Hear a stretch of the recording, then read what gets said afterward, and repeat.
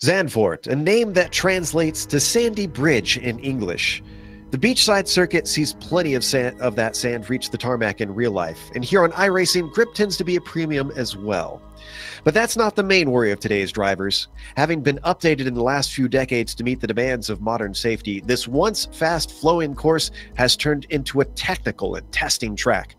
Put two classes on there at the same time and you up the difficulty immensely. We'll see who can handle that challenge as we get ready to watch round 9 of the iRacing Kamel GT series. And you'll see it all live here on the Global SimRacing channel. Hi, I'm Joe Peak, and with me in the booth is Sean Ambrose. Behind the scenes is our director, the Dr. Amjad Yaman, and he's using cameras provided by Dougie Beard. Sean, Zandvoort doesn't pop up on our schedule often, but when it does, it seems to create some unusual races. What is it about this place that throws drivers for a loop? Well, Joe, I'll tell you what, Circuit Park Zandvoort is it's a really, really interesting track. Not one of the more well-known tracks on the iRacing surface. Home track to one of our commentators, Johan van der Velde, but it is located just north of the resort town of Zandvoort, on dunes that hold back the North Sea. They built this track just after World War II, and they had their first Formula One race here in 1955. Now, as we talk about most road circuits over in Europe, they redesigned it in 2001 to the current configuration now that we have here on iRacing that you see on your screen. Folks, 13 turns, 2.6 miles, a little over 4 kilometers there. You can see on screen, 4.299 to be exact. Something to watch out for is the sand that the car can drag onto the pavement here. This track, we'll see some buildup here over the 40-minute race today. But the best way to find out what this track is really like is to jump behind the wheel and take a lap around Circuit Zandvoort with a GSRC lap guide. All right, we're in the GSRC Audi, so let's do a lap around Zandvoort. Coming down to Tarzan, this is definitely going to be your best passing opportunity.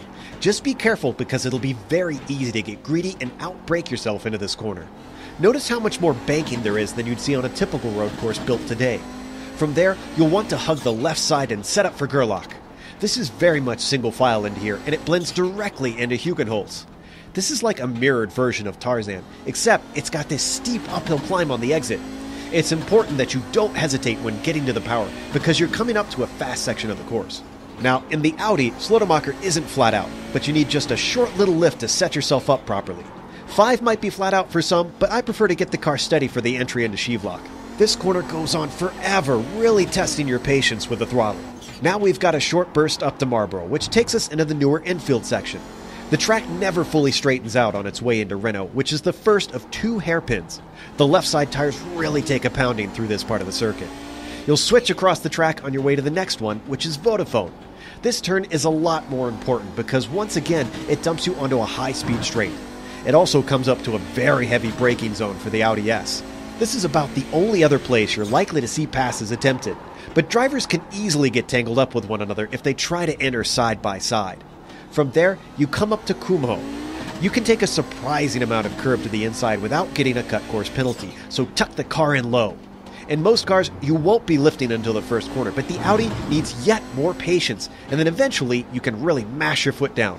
Try not to understeer into the wall to the outside, and hopefully, if you kept it all together, you've now finished a lap around Zandvoort.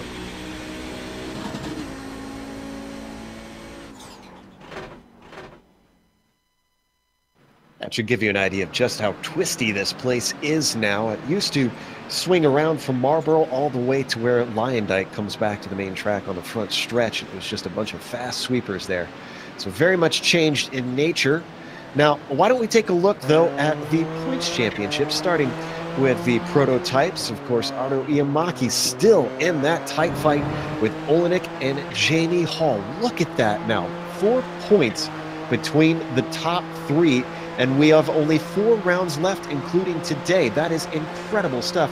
4th and 5th stay the same with Clayton McLeod and Fabian Gerber sitting there. Now, we also have an amateur championship, the GTP Lights, like they used to run here in the Real World Series back in the 80s. Luis Emerton still leading that, having some great results as of late. John Keefe, about 15 points back, is giving him a hot chase, but John's got to get some pace out there if he wants to try and challenge for that top spot here in the GTP Lights. Krejcik, Kopak, and Peterson round out the top 5 there in our lights. What about the Audi classes there, Sean? What are they looking like over there in the slower guys? The GTO standings, as they stand right now, show Michael Houghton at the top, 110 points, folks. Ove Trainigrade, though, just 8 points back. And then Villi Riola, who's having a strong push here at the end, finds himself just 11 points out. Ben Laughter slides down a spot with a rough finish last week. He finds him now in 4th. And looking over his shoulder at Phil Lake, who's still in 5th and still picking up ground on him. So very, very tight here at the top of the GTO standings. Let's look at the GTU standings here real quick. See where everybody shakes out there. And right now at the top, you've got Riley Thompson, Brian Shanahan just behind him. Not a lot of movement here in the GTU standings until you get all the way back to 4th. Now, Franco Scurry, on the back of his strong run last week, finds himself in 3rd, and he seems to be getting better every week. But Hideki Koivito's the mover right now, Joe. He's up to 4th, and closing in on Scurry there. Reed Miller slipping up just a bit, falls back to 5th, but still very, very much in this fight for the top 3. You can see we're starting to get some times up, but before we go to that, let's give you a little bit of information about what you're going to see in today's race. As we mentioned, only 4 rounds left, including today, which means we're on round 9. Now, the interesting thing is you'll see 2 drop weeks for the Nissans, and I know it says 3, but there are 4 weeks that they're going to be dropped for the Audis, and that is because we had a few issues with the car early in the season that were out of the driver's control. Today's race is only 40 minutes long, and there's open setup, which means with it being a sprint race today, no pit stops should be expected. If you come in for the pits, that is pretty much a good result gone by.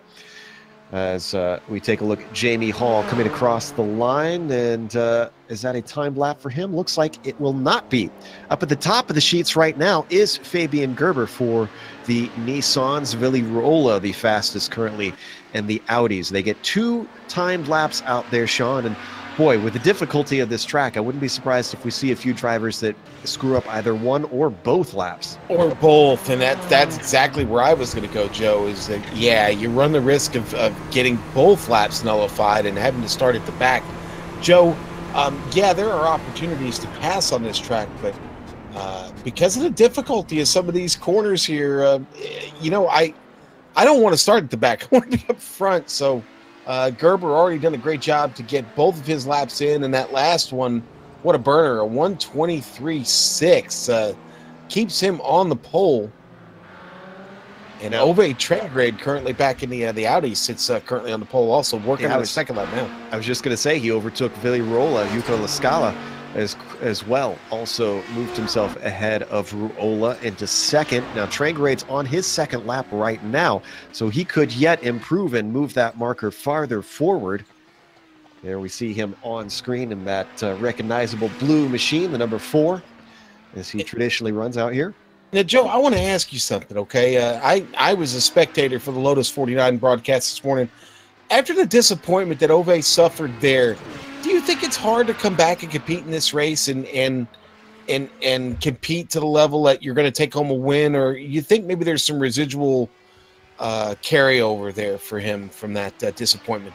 No, I think it depends on the driver. Some drivers race better when they're angry or they're frustrated. Some drivers race worse. And, you know, it's hard to tell with Ove. We talked about it in the last broadcast about how he tends to make mistakes under pressure, and he did so at Montreal just a few hours ago. I wonder what he's going to do today. He's coming across the line for his second lap, and I'm seeing if he improves, and he does, about 4/100ths of a second. He's going to need that because Yuko Lascala's coming, trying to get his second lap finished here, and here he comes. He's off by just a 10th or so, and he is not faster, so second is going to be the best that he sees. Boy, it is tight up there. Seeing if we have any other drivers who need to finish. Krejcik just crosses the line, and he's not going to get any time lap in. No, he didn't. He sure didn't, Joe. What about Jamie Hall? Remember, he's in the hunt for this championship. Second lap is not faster, so 4th will be the best he starts. That will be everyone, as Trangrade has finished his 2 laps, and he is the only car left out on track. Wow. So that is going to make things interesting here up at the top of the Nissans, especially because you've got Olenek and Hall both in the hunt for the championship, but they're starting 3rd and 4th.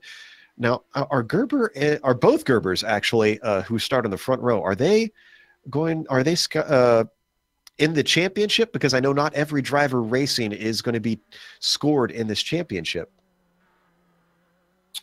Trying to see if we can pull up that information. I'm pulling it up right now. I believe it's just Fabian. Hang on a second. Okay. All right. Well, while you're looking that up, Fabian's 5th currently in the standings. Gotcha. Okay, so this will help him immensely if he can take this from pole to flag. So with that, why don't we go through our starting grid to give you the full picture of what that looks like. As we mentioned, Fabian Gerber up at the top with Tobias Gerber right next to him, although there is a big gap of 0.4 of a second between them. Rob Olenek will start in 3rd, with Jamie Hall completing row 2 in 4th. Then you've got Nick Mukanos starting P5, followed by Clayton McLeod in 6. Michelle Rugenbrink will kick things off in P7, Fabian Jungbluth in 8th, and Luis Emerton in 9th. Michael Kopak will start 10th, and then we have some cars that didn't put times in the Nissans, Krejcik, Bell, and Ahmed. A little double up on the name there. Yeah, and he's actually been with us before. He has. I do remember that. All right, let's go to the Audi. Sean? All right, and Ove Trengrade, the very, very important pole position for him. Yuko Lascala getting it done there on the front row in second. Billy Ruola will start third. Michael Houghton, the Texan, the long, tall Texan, coming for another win this week in fourth. Philip Lake, fifth. Sixth, going to go to Franco Scardi. Riley Thompson, seventh. Eighth for Ben Laughter. Marco Kika, ninth. Brian Shanahan, 10th. Hideki Koivitso, 11th. Reed Miller, 12th. Richard Key, is it Keogh? It's Keogh. Yes, Richard Keogh will start 13th and 14th. Going to go to Tommy Alto. There is your starting grid. You can see them all lined up. Just a couple left that we're waiting on, and then we'll get a full pace lap here around the track. Now, we talked about the difficulty in passing. We talked about the difficulty of just racing the course by yourself. Sean, where are the places that you're expecting most of the passes to happen today? These are two very different cars, so I have to imagine they'll see passing in slightly different spots.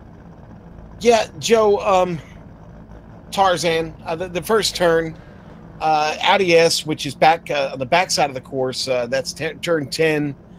Look for some opportunity there. You'll get in danger there in Gerlach. Both cars trying to get through there is going to be really tough. That's turn 2, folks. Hugenholz, Skivlock, Lyondike, all going to be very, very tough to get passing done. That Lyondike being the last and final turn. It's a long sweeper there, Joe, and going to be tough for the Audi to keep it down inside of the Nissan as they both try and get through there at speed. Yeah, we saw on the lap guide, the Audis have a big lift on the way into there, cannot do it flat out. So any Nissan that tries to make it too wide is certainly going to put themselves in a risky position as we see them now work their way around the lap. And look at that second row. Not only do we have the Gerbers filling out the front row, but the Zigzag team apparently very much sharing info and getting themselves very tight together out there in that second row. It'll be interesting to see how that top four deals with one another. Now, driver that we saw in the Lotus 49 just moments ago, Johnny Bell, was supposed to be out here today. He unfortunately had what's known as the blue screen of death, Sean, and he's going to have to reboot his computer and hurry up to get back in before the start. B-sods are not fun, and you generally don't just come back from one of those. That means you've got a serious problem. So I wish him well. Hope he can get back in. Maybe the long pace lap here will give him an opportunity to get back in with us. A little more news from the pit area. Phil Lake ran out of fuel on his second lap. So yeah, that's interesting. Well, that Audi is is going to be starting a little bit farther down, I believe, in 6th position in that class. Lake will have some work to do. He's been quite fast lately in that slower class.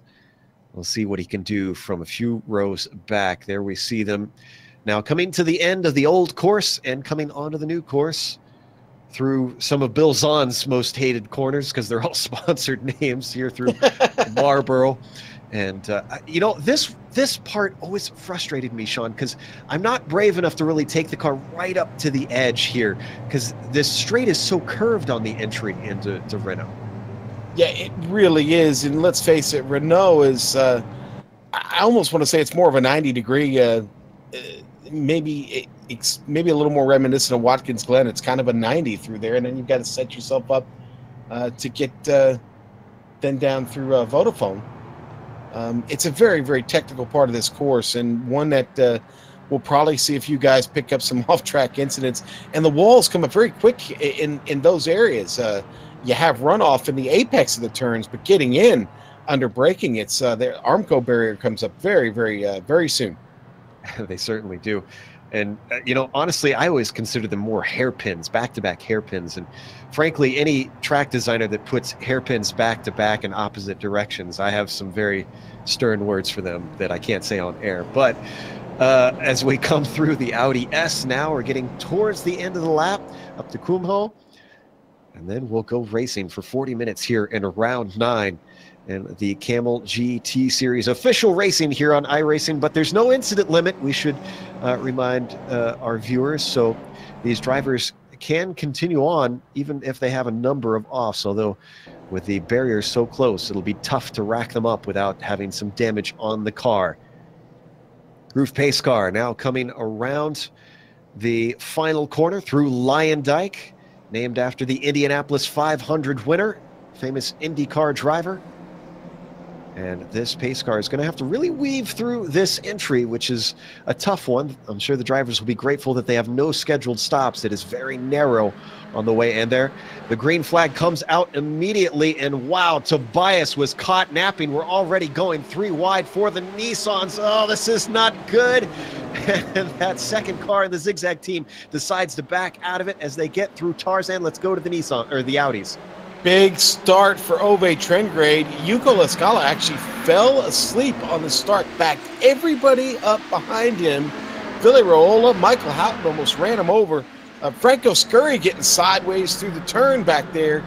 Still side by side as they all get through the hairpin there, and now things start to straighten themselves out and everybody going line astern. That was Jamie Hall in the zigzag team who decided to get out of it. Olenek is going to hold on to second. Actually, what happened to Tobias? Oh, Tobias must have gotten past somewhere that we had missed, and he has slipped down to 4th now. So a horrible start for Tobias Gerber, and he's still struggling with the car as he goes wide through Vodafone, allowing Nicholas Mukanos to close in up on him in one of the other passing spots here into Audi.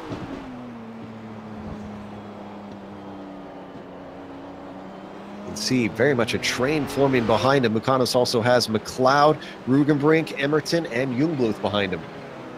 Oh, and back here in the Audis, Ove already being pressured by Yuko Lascala. Got Ove overdriving a couple of turns there. Picked up a couple of off tracks, gets back under power. Things seem to be okay right now, but Yuko really trying to rattle him here in the first lap. Don't forget Billy Raiola, who's known to be a fast driver, is in the mix as well. Things very tight up in the top of the GTO class. They're coming up to Tarzan. And as they slow down for that, everybody's going to stay in line. No attempts this first time around.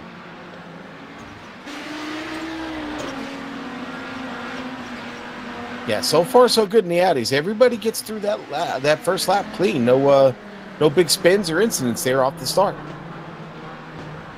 Accelerating their way out of Hugen-Holtz, the famous designer of this circuit, the original circuit, we should say, as they weave their way through the S's and up towards Shevlock. Really not a lot happening with these Audis. I would figure with the longer braking distances of these cars, we'd see more pass attempts in these machines than the Nissans. Oh, I think we will. I think it's just a matter of time here. I'm watching Houghton back here. Houghton's being chased by Phil Lake, and Phil looks eager to try and make a pass on him. I'd hate to say that Billy Raiola right in front of him is holding him up, but Houghton, again, was putting a lot of pressure on Billy. Now it seems to open up just a bit, but up front, Ove still being hounded here by Yuko Lascala. Really, really good battle here up front. Nobody's running away with this. And in the meantime, we've jumped up to Rob Olenek. Now, up ahead, Fabian Gerber set the fastest lap here in the Nissans and has stretched away to 2 seconds over Olenek. That is certainly going to help him in the championship. Remember, those two being up towards the upper reaches in the points of the GTPs.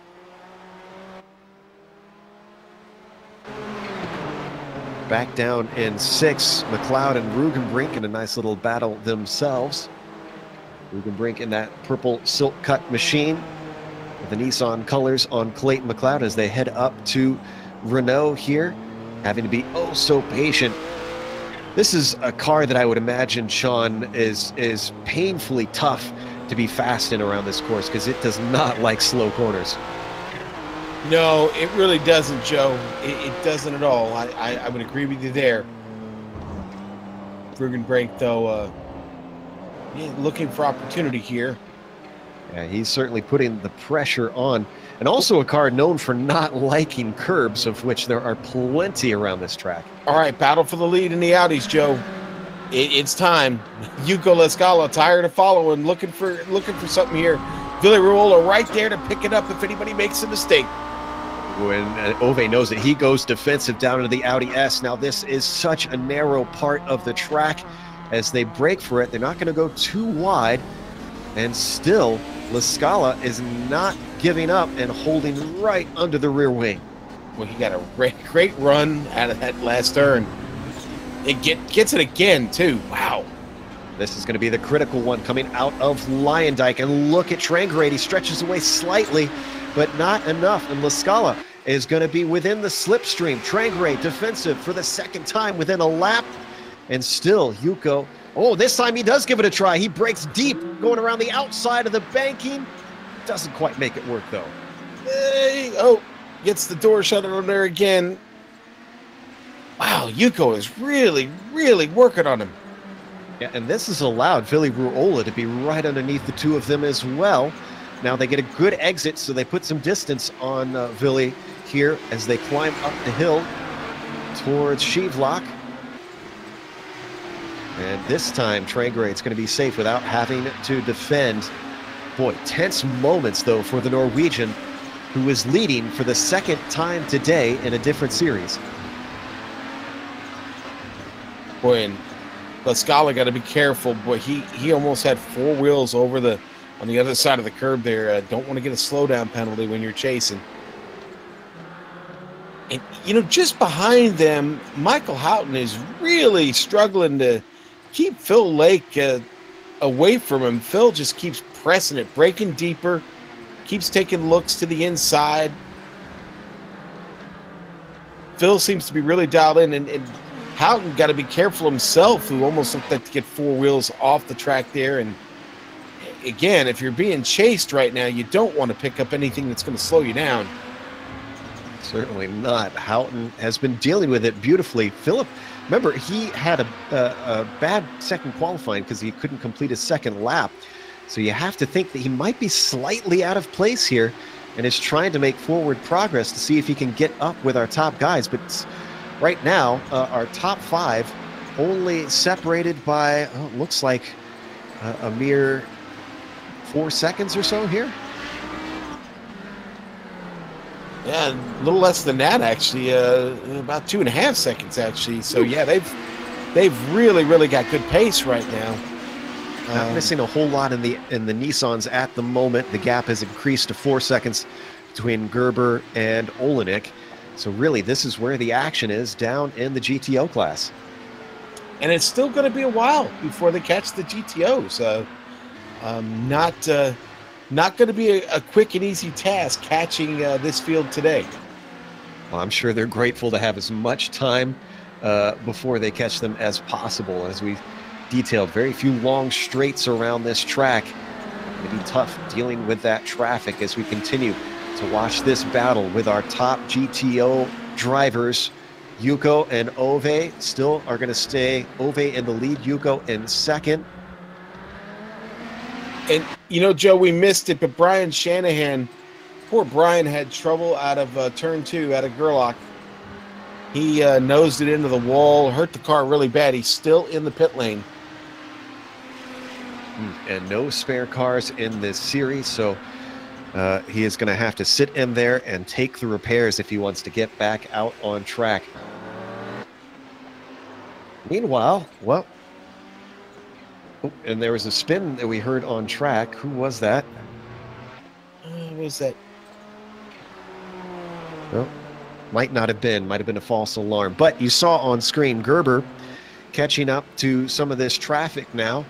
Tommy Alto is the first one that he's going to have to deal with here at the tail of our GTOs. Well, I said it would be a while. I didn't. Tommy must have had a little trouble in falling off pace himself, but only slightly, because he's not too far behind Reed Miller, who's the next one up track for Fabian Gerber to try and overtake. All right. Am I blind? Am I blind, or do they all pick up pace real quickly there? They might have. Or maybe just all of these Audis had some issues. No, they are right there with them. So, wow. No, I'm with you, because I was looking at our track map that we have on our timing and scoring. They looked far away to me, too. Right, exactly. All right, well, if we need a good Audi battle to look at, I mean, honestly, the battle for 6 is really hot right now. You've got Riley Thompson, Ben Lafter, and Franco Scurry. Scurry, qualified in 6, has given up one of those positions there to Ben Lafter. But these 3 are definitely in a bit of a tussle right now. Coming on to the front stretch. Oh, look at Thompson way off the apex. That is going to hurt him immensely. And here comes Ben Lafter with a great run off the corner. Tucks into the slipstream. Pops his nose out to the inside. Can he outbrake him into the corner? They're going to go side by side using that banking. Riley Thompson tries to defend the long way around. Still denying him the spot as they come up to Gerlach. Oh, This is hard to go too wide. Great job by Thompson. I did not think he was going to be able to do that. And Fabian Gerber coming through. Just behind them, Joe. Here he comes. Yeah, this is our leader, and he is not going to want to risk the car at this point with this battle, so he's got to stay patient. He's got a huge gap, 5 seconds back behind him as he goes around the outside of Sheevlock. Nice. Beautiful job there. Yeah. Oh, and almost some contact between Thompson and Lafter. Look at Scurry. Scurry took a big look to the inside there. Didn't pay off, though, and they're going to have to do another time because here comes Rob Olenek. Whoa! Boy. That was Franco Scurry getting all kinds of loose with a tank slapper out of Vodafone, and good news for Olenek is he held it, but that could have gone awry in a flash. Olenek now coming up to Lafter, sneaks to the inside, and he's going to get Thompson as well. Yeah, he's got to clatter over those curbs to do it. The second time we've seen Thompson in 2 laps go very wide at the last corner. Now the teammate of Olenek, Jamie Hall, sneaks through. Lafter tried this once. He's going to try it a second time and go to the inside of Thompson as we ducked away briefly to look at our leader. And this time, Lafter gets it done. We're going to watch the replay as we just missed the start of that pass. Just a textbook maneuver here, Sean. It was. Ben gets down there to the inside, is able to hold it, get on the power, back to it, and get back into the braking zone clean there just in front. Now, up in the Nissans, Tobias Gerber starting on the front row, you'd think he'd have better pace, but instead, he's actually very susceptible to Nicholas Mukanos, who has gotten incredibly close to try to take that 4th spot away. Yeah, and they're going to be coming through a lot of traffic here, so that could change very, very quickly. Speaking of that traffic coming through, though, man, Billy Raiola having quite a time of it there as Jamie Hall got by. Now Hall gets to the inside of Yuka Lascala, and it's clean. Oh, no. He's still spinning. Oh, no, and there goes Tobias Gerber into the wall, getting caught out by the car of Yuko, trying to collect himself. Gonna watch on board the DH driver. Yeah, Joe, this is a bit of a mess. Yeah, just did not expect him to come on track. You can see the evasive action he took, lost control of the car, and with that barrier being right there, it just slammed massively into the tires. Boy, Rugenbrink just had a big problem, Joe. I think that was in Unserud, actually. Well, I think that was in Hugenholz. It was. Yes, it was. Yep. Yeah, just lost the rear of the car. He did a good job of gathering that back together, though. Yeah, see, at first I thought he hit the Armco barrier. He doesn't. He avoids it here. Watching on board Ben Laughter. I'm assuming he gets an eyeful of this Nissan spinning its tires. Nope, I guess we missed it. So as we come back live, the order now right at the top of the Nissans. Fabian Gerber leads by a whopping 8 seconds over Rob Olenek, and Jamie Hall rounds out the podium there. What's the podium looking like down in the Audis?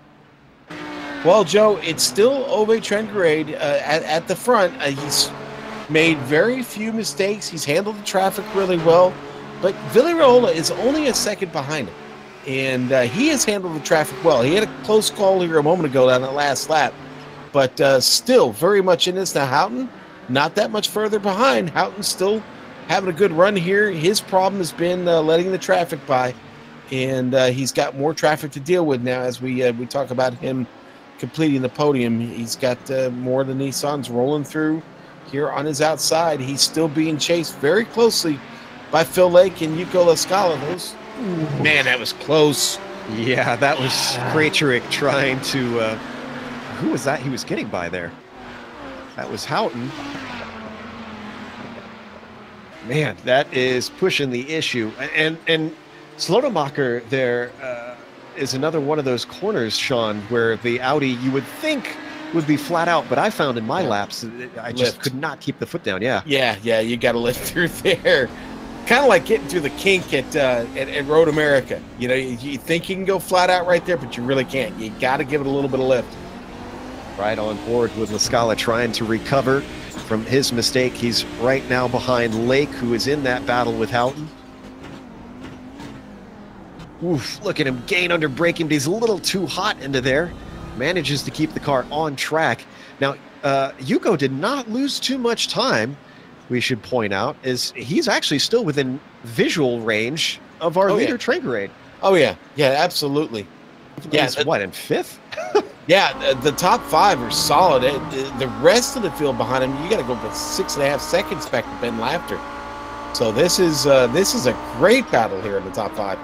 We saw from on board of Houghton, Philip Lake took a peek down to the inside of Tarzan, but couldn't get it done.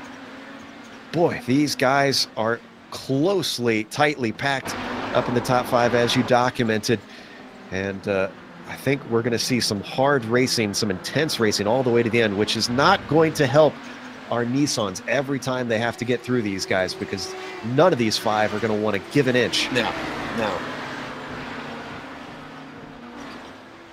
I say it week after week about certain drivers. I truly believe Ove Trengrade has got a chip on his shoulder about the size of probably like a huge watermelon, to be honest with you. He's got a lot of incentive to win this one today. Needs a win here to make it a good day. If you missed our last race here on the GSRC, it was the Lotus 49s at Montreal. Ove led the majority of the race and then handed it away with a mistake and a cut course penalty. Today, could see more of those from him with the few chicanes that we have out here, but right now, handling it well. He's got that 1 second gap still over Villy Rolla. We're watching this battle between Riley Thompson and, we were there, Riley Thompson. Yeah, Scurry making the pass on Riley Thompson. Scurry had been working on that for a little bit. Does a good job to get one of his spots back. Indeed. And he doesn't have to worry about the car behind him right now. Or, excuse me, Thompson doesn't have to worry about the car behind him right now, as Marco Kika is a good distance away, so he is free to battle. Cars settling in a little bit now, I think.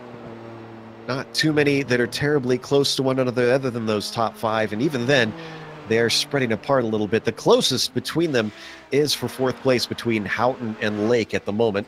Yeah, and Phil's pressing right now. What I hope for Phil is that he doesn't make a mistake, doesn't overdrive the car and wind up losing time to Houghton, because he's really charging hard right now. In fact, got a great run off of that turn there. As they work their way through Renault up towards Vodafone. just holding right in his tire tracks, doing everything right, if you ask me for now, because as hard as it is to pass here, I think he's just got to wait for the right moment. Yeah.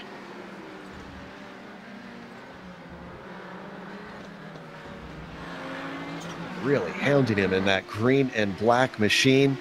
The number 8 trying to poke and prod and find a way through, see if he can get himself onto the podium. As they come around Lyondike one more time. Lake not good enough to get a run on him, so he's going to have to wait for another chance later on. Haven't given a whole lot of love to these Nissans up ahead of the Audis. Fabian Gerber gets the screen time every once in a while, but with a 9-second lead, 8.5-second lead, there's really just not much to show up here for our leader.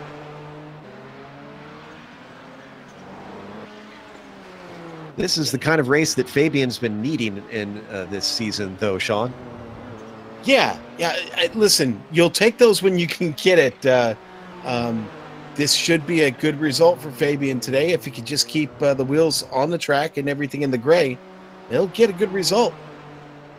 I mean, Joe, we've hit the halfway point now. I think there's probably about a little over 12 laps to go here in this race, and Fabian's just got to hold on at this point. He's completed half the battle. Farther down the battle for 6 here, or for 5th rather, Clayton McLeod and Michelle Rugenbrink that we've been watching has been the closest in the Nissans for pretty much all race long. Michelle not able to do anything with him.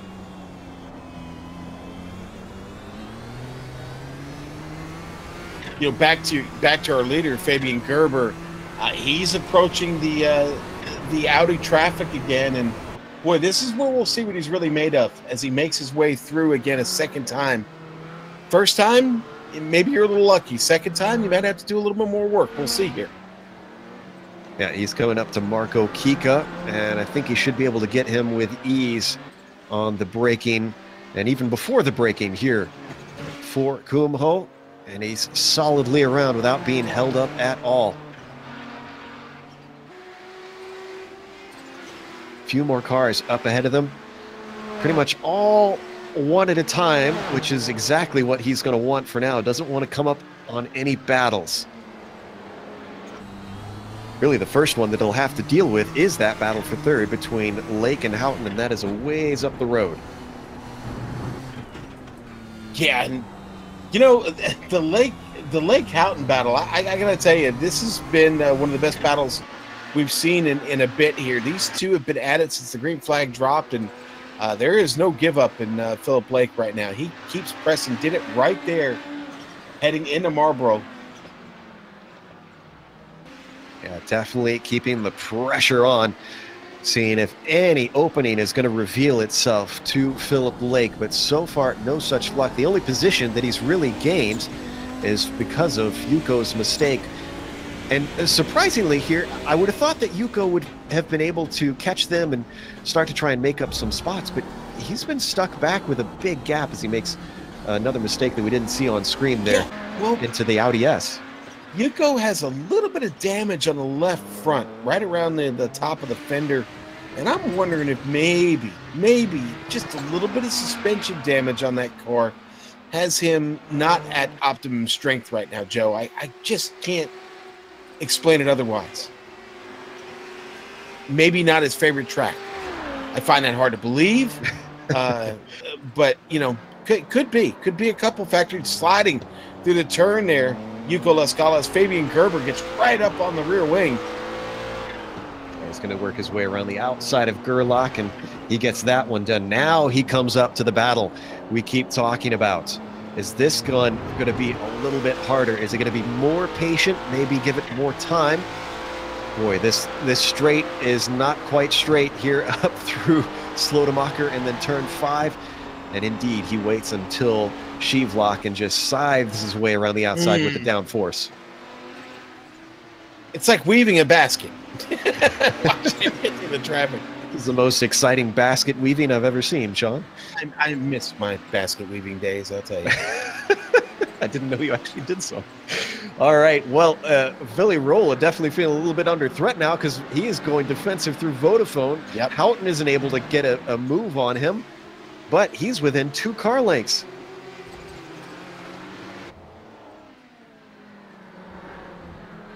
They work their way through the Audi S now. What was a 2-car fight for third has now become a 3-car fight for second as they lose touch with Ove Trangrade, who's got 3.3 seconds over these guys. He does. That's all he needed was a little bit of time to get away, and he's done it. It's going to be up to him to hang on to it. He's got to avoid the pressure of a mistake right now. Keep his focus. Philip Lake was a little far back, but he still stuck his nose and turned in early into Tarzan. I think he's starting to get a little bit psychological here, seeing if he can rattle Michael Houghton and do something to get him to go offline. Well, here come Olenek and Jamie Hall. This could certainly change the tone that we've seen here at the front of the Audis real quick. Not catching him in a good spot at all. Well, Lake's going to stay right to the inside, let them through. Oh, beautiful job there by Olenek. Now here comes Hall. Is going to separate them briefly. Yeah. Hall really had to get out of it there. That's going to hurt. See him lock him up down into Renault. And this should be it for him, at least with this battle, working his way around the outside of Vodafone, and he is well clear.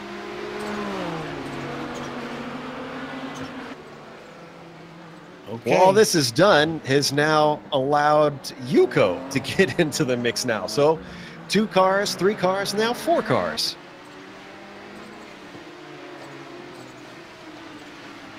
Well, they were able to slow Trangrade around just a little bit there, Joe. Not much, but a little bit. About a second. And we're going to look at a replay of something here. Mike Kopak having some issues. This is heading down into Renault. Maybe turbo lag catching him. Oh, he took a little bit of curb. He overcorrects. And he keeps it out of the tires, thankfully. But an embarrassing moment for the Momo machine. He'll have more opportunity to get it right.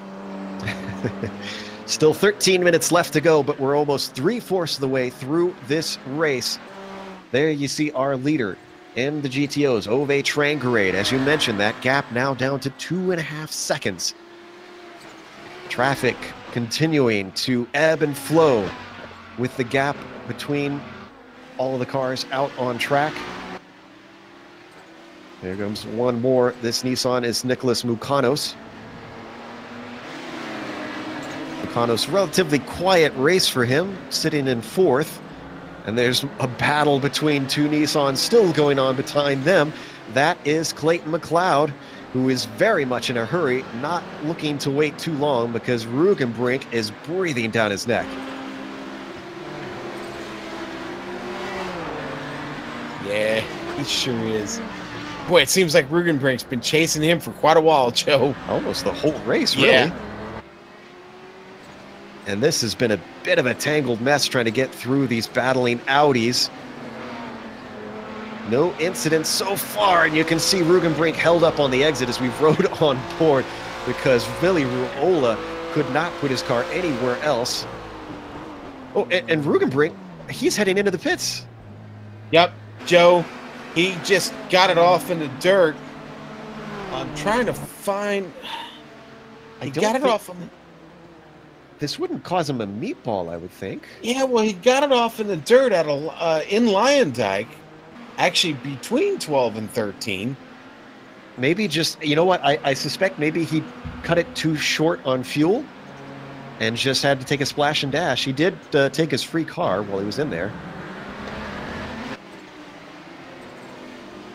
Oh, and Yuko has yet more problems at the end of the lap.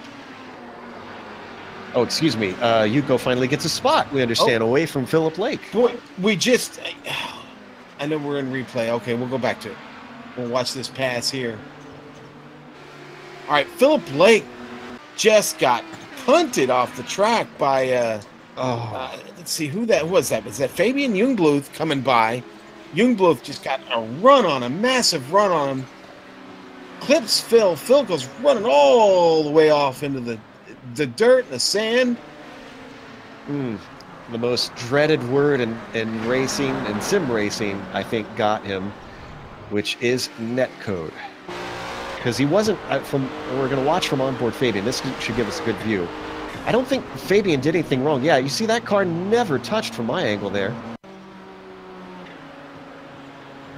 Let's see, maybe we can see something from above, but I think you're right. Yeah, they were awful far apart there. Yeah, they were. The good news is that that corner is not just banked, but the gravel trap is banked out there. So he had plenty of space to keep that car from getting into the Armco. But that is a position lost, and Philip Lake now down to 5th. Of course, he didn't lose any positions with the off from the contact. That was from earlier in the lap. Yuko sneaking by.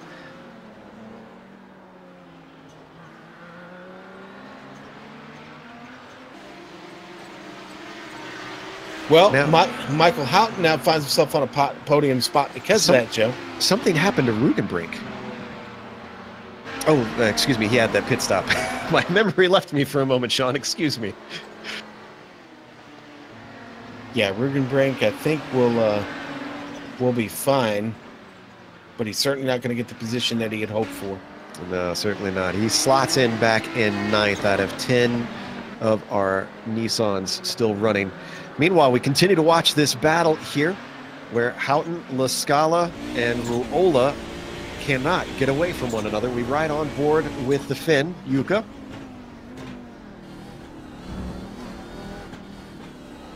Yeah, I don't think anybody is safe here.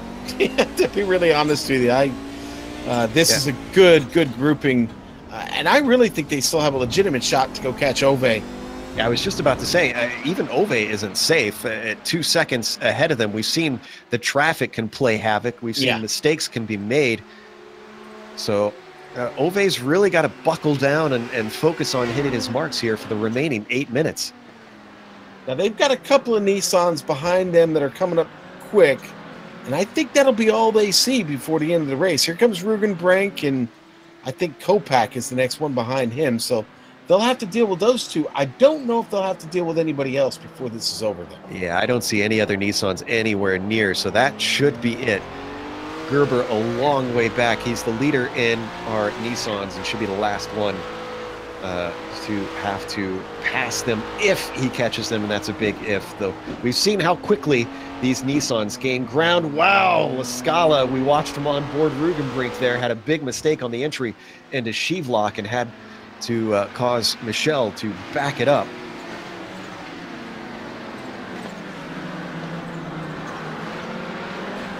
Oh, and Rugenbrink gets punted off as Yuko expects him to get going coming out of Renault. Yeah, and boy, Phil Lake just misses that getting through there too. Watching the replay, interesting. Strange thing for Rugenbrink to just not get on the power. I mean, maybe trying to avoid wheel spin or some. I'm not sure, Joe, but he was very slow, and I don't know that you can blame Yuko that much. He's battling for position. Yeah, he has to use everything he can. You could see Lake avoids it, and as well, Kopak has to try and work his way through. There is our leader in the Nissans, though. Coming up to a bit of traffic himself, Riley Thompson up ahead of him. But really, he can take his time. 8.7 seconds between Gerber and Olenek at the moment.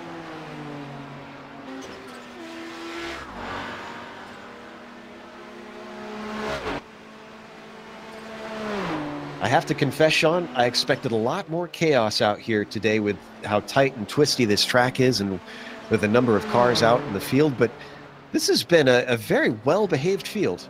It has. We did debate that prior to going live with the broadcast today, and I'm with you. I'm a little bit surprised, but I am pleasantly surprised. It's been a lot of fun. We can't deny the battle that we've seen in the top 5 of the Addies. Now, it's spread out just a bit here as we get into the closing laps, but again, I'm not counting anything out. There's been a little bit of craziness It hasn't been destructive craziness, but it's been craziness nonetheless. And I still think Billy Ruola or Michael Houghton still have a chance to get this victory away from Ove Trengade if they just work it right. And Ove continues to make mistakes. We were watching Emerton, but Ove missed the apex heading into the Audi S. This has been the Achilles heel. Not really worth going back to check it out, but that sort of stuff can cost him time. We talked about 2 seconds before. Well, 1.6 now, Sean. If he keeps doing that in these 5 minutes remaining, he could be under threat. Yeah, Joe, it doesn't, you know, we can't talk about it enough, almost ad nauseum, but we've seen this before. We've been here before. Just today, we've been here, and here comes Rugenbrink, who's had probably less than a stellar race.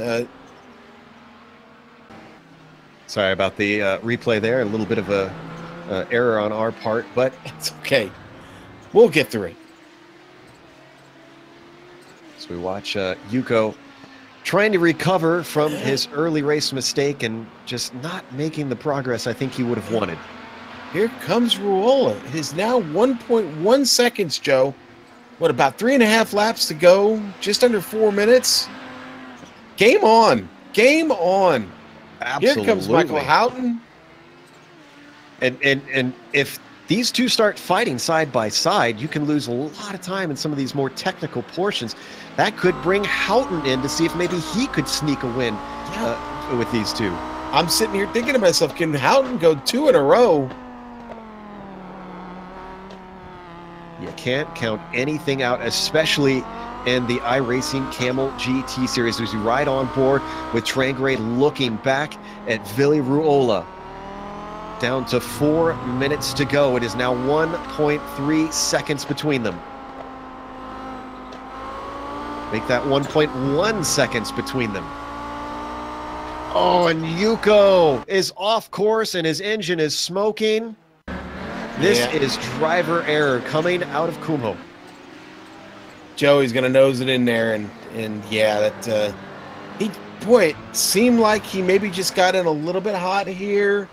Didn't lift, didn't back that up enough. Boy, boy, that was a hard hit. This latter half of the course is just not friends with the Finn. Just that little bit off, and he was on a ride from there. Yeah. Well, that is going to mean that there's one less car for our leaders to worry about. Good news for Trengade is what was 1.1 seconds has gone back up to 1.5. He has responded.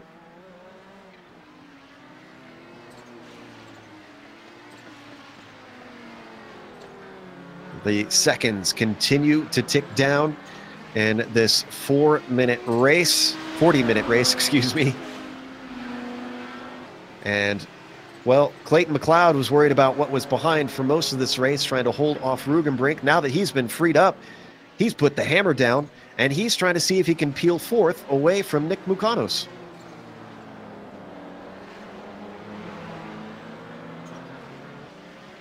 Traffic could be just what the doctor ordered for the Canadian driver.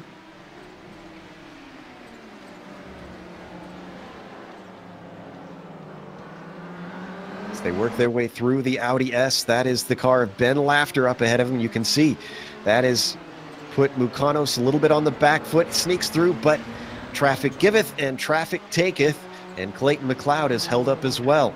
And the gap increases once more.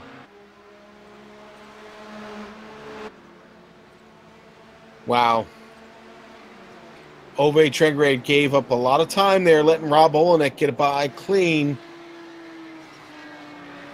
Not too much. It's only 1.3 I'm seeing. And there's more traffic coming through on Ruola as Jamie Hall is going to hold him up with a bad line on the entry into Shevelock. Well, the traffic giveth and the traffic taketh away. And Trengade right back out there to a 2-second lead now. The good news is for Fabian Gerber, the number 2 car, who sits in P1. He has one more corner till the white flag. Around Lyondike he goes. And with a 10.5-second lead, this is pretty much a victory lap cruising around for Fabian, getting himself back in the hunt for the championship. His main rivals, Olenek and Hall, up ahead of him. But Iamaki, we haven't mentioned. Iamaki isn't even here today. Yeah. How did we miss that? Jeez. I thought about it earlier. Just we were calling the action, and I forgot to mention it. But Gerber is going to take a huge swing in the points here today with this win. Joe, last lap here. I don't know if they're going to catch Ove. They're going to give it all they can. I'll tell you what, right now it might be out and overtaking Ruolo on this last lap. Ruolo looking over his shoulder here. Got to be a little bit worried. Certainly does, as it's tough to pass, but you can't count out this if someone sends one up the inside with one to go.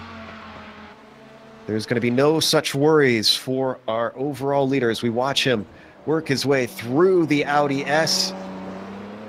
Careful with the throttle, avoiding the turbo lag in these slower corners through Kumho, and then he can mash the power down through Lyondike.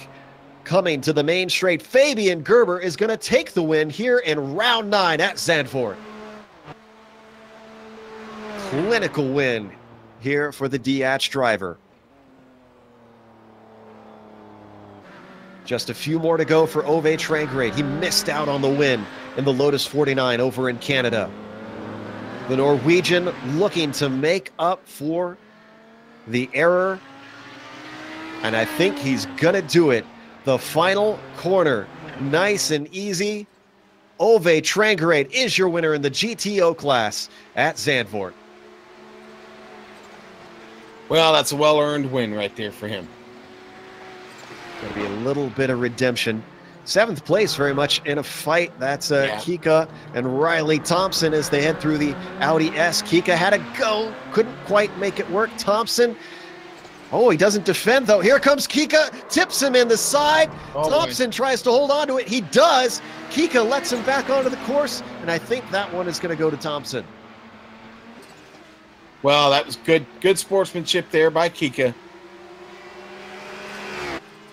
Wanted to have a go, tried to have a go, didn't want to do it dirty. Lets him back onto the course safely.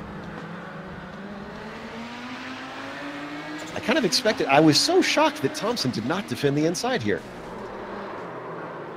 Yeah, he definitely left the door open. Great job holding that drift and getting the car back forward in time, though. With that, we're going to take a quick break here on the Global Sim Racing channel. We'll come back with the official results as well as driver interviews. And stick around because on screen you'll see all the upcoming races here on the GSRC.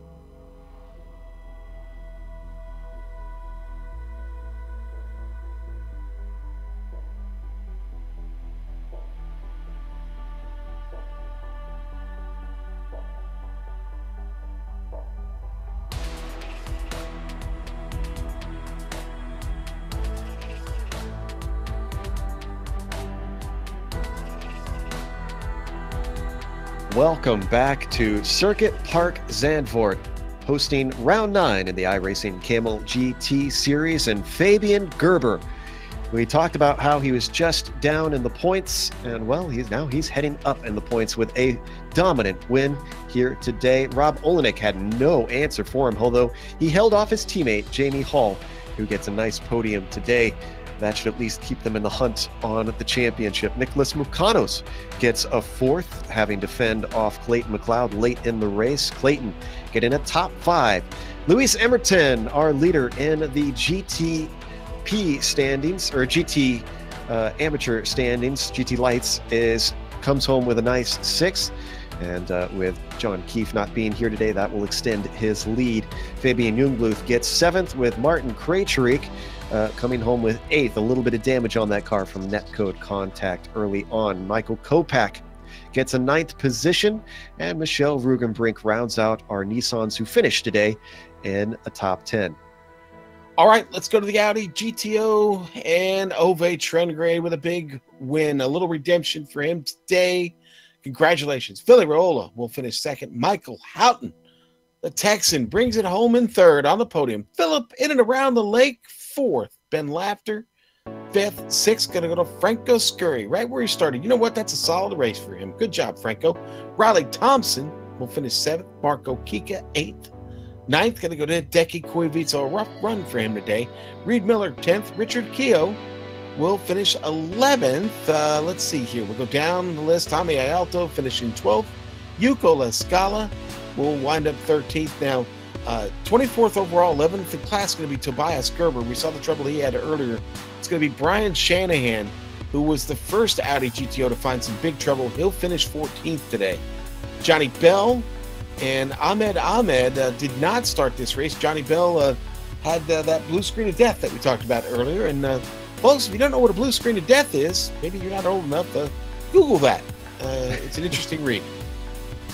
Yeah, some neat information on that. In the meantime, we have our 3rd place finisher, podium finisher in the GTO class, Michael Houghton. Sean is going to be talking to him about, what I'm sure was a very tense race. I see what you did there. You're going to let the Texan talk to the Texan. Of course, yeah. Yeah. Mike, congratulations, buddy. That's 2 podiums in a row. You got to be pretty satisfied with the run you're having here late in this season.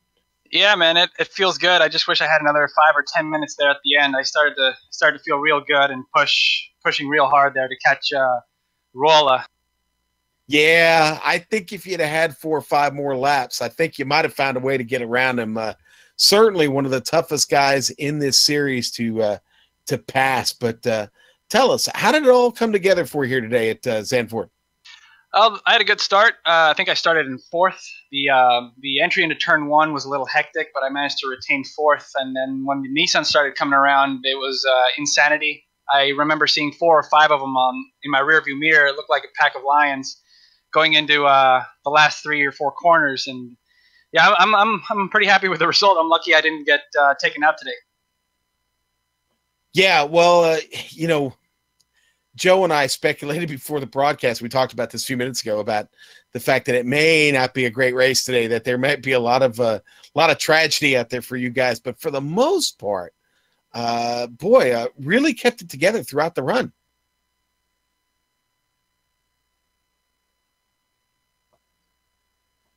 Mike, you with us? Yes, sir. Thought I lost you there. Okay, so. All right, you get another podium finish. What's the plan for the rest of the season? You looking to continue on this little run that you're on here? Definitely. I think I'm probably tied or just behind in the championship after this result. So definitely going for it this season. Well, buddy, I'll tell you what, we're all pulling for you, and thanks again for joining us. Congratulations. Anybody you'd like to thank real quick?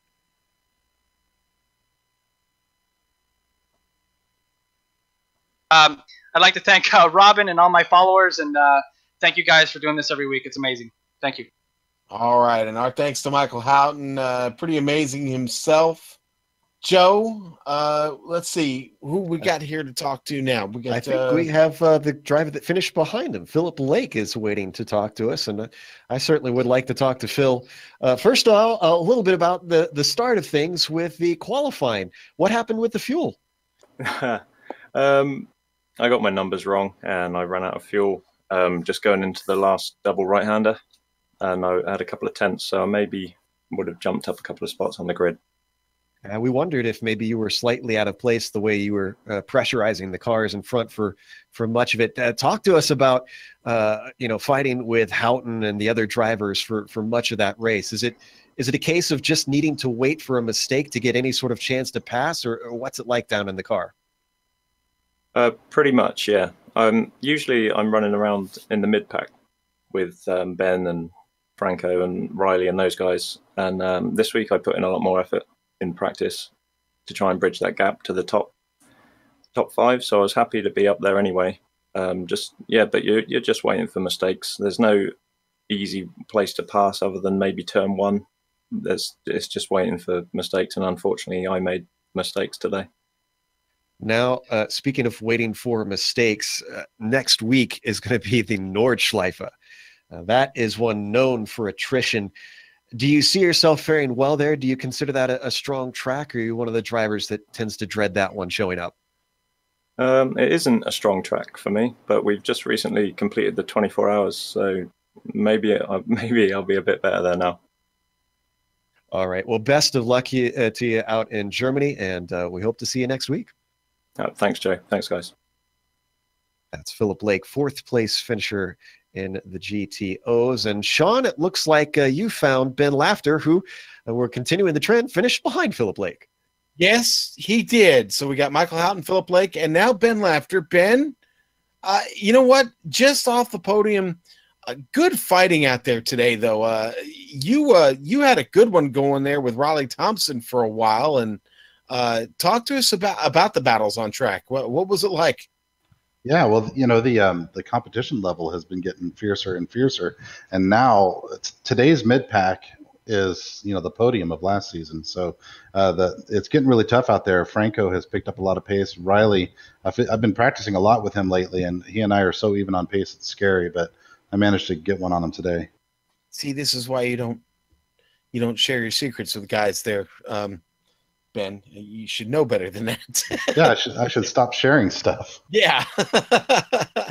Well, listen, a lot of fun watching today. We're running thin on time, so we're going to let you go, but we're going to catch up with you at the Nordschleife. You looking forward to that, buddy? It's my favorite track in the world. I can't wait. Nice. I love that attitude. All right. Well, we'll see you there, my friend. Take care and safe travel to you. You bet, guys. All right, Joe. That's Ben Laughter. You have a quick question for Franco Scotti. Hello, Yes. ciao. Hey, Franco. Glad to talk to you. We're just going right down the line, apparently, as you finished behind Ben Laughter. We saw you have a little bit of action out there on track, trying to fight within your class. But what about outside of the class? From our view, it seemed incredibly clean between the two classes with very few incidents. From your perspective, do you think traffic behaved well? Oh, but first, sorry for my English. I'm a very old man, and my study was a longer time ago. Ben was very fast. Maybe I could stay with him, but the traffic with Nissan was so busy, and I can't join him. I try to be very clean all my race, but it's not very easy here in the Kamel GT. It's definitely a tough car to control in some ways. And for what it's worth, your English, I think, is very good. Thank you. Hailing from Italy, I have to ask, as far as Kamel GT, since they've raced both of them, what's your preference, Monza or Imola? Oh, I prefer Imola. I live 20 kilometers far away from Monza, near Milano, but I think Monza is too fast for my Audi. I drive an Audi TT, and I can drive so fast in Monza. Imola is best, in my opinion. But my preferred track, my best track is the Nürburgring. The Nordschleife is my track. I drive the next Juni, the last day of Juni for my track day. All right. Well, that'll make Sean happy having another big fan of that track. Yeah, Franco looking for a grande vencita next week. Over Villa, Michael, Phil, Yoni are very, very fast in every track, also in the Nürburgring. But I try to do always my best also in the ring. I try always to be clean, to drive with all my possibility. And sometime I did it, sometime not. Sorry again for my English. Oh, you're doing fine. Trust me. We just love getting to talk to you, and staying clean will certainly help. Or sorry to cut it short, but we've got another broadcast we got to get ready for. Thanks for coming and talking to us, Franco. Oh, thank you for your streaming. It's very, very the best channel in the YouTube internet. Thank you. We appreciate that. Ciao a tutti. All right, that was Franco Scurry, who comes home in 6th today, I believe. So with that, we're going to close up today. A big thank you to the Kamel GT community for coming back for another season here on the Global Sim Racing channel. And additional thanks to the companies that provide the software and hardware for our broadcast. You can see them listed here on your screen. We also want to give a big thank you to Eric Ekholm and Casey Lalonde, who provide our wonderful music. See the screen for how to get a hold of more of their great work. Thanks to the team today, Sean, Amjad, and Dougie. If you'd like to find out more about GSRC, including upcoming races, you can find it at globalsimracingchannel.com. You can also check us out on social media. We're on Twitter at GSR Channel, Facebook at Global Sim Racing Channel, and Instagram at GSRC_RAM. Don't forget, also go over to our YouTube page if you're not there already, and you'll see a big red subscribe button. Make sure and hit that so that you don't miss a moment here on the GSRC. As we keep mentioning, we're going to the Nordschleife, over to the Nürburgring. Yes, the old big course, not the GP course. That'll be Saturday, May 19th at 1 p.m. Eastern. That'll be excitement over there. We also have upcoming races for other series listed on the screen, so check those out and mark them down on your calendar. However, until next time, race clean, race hard, and we'll see you on the track.